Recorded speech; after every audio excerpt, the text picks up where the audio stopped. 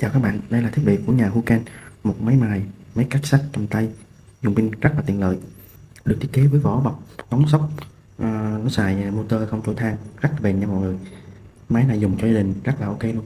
Nó dùng chân pin phổ thông, nên bạn có thể thay thế pin rất là dễ dàng trên các thị trường, bạn có thể dễ dàng mua trên các thị trường để về thay nha mọi người. Máy cầm rất là chắc tay, khá là bền.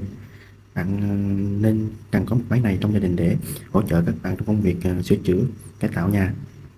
Nó có phím bấm điều chỉnh lực, tốc độ và lực cắt nha mọi người. Mình sẽ review thực tế cho mọi người xem sức mạnh của máy cắt sắt cầm tay này để mọi người có thể rõ được. Mình khá hài lòng với chiếc máy này vì mình đang sử dụng tại nhà.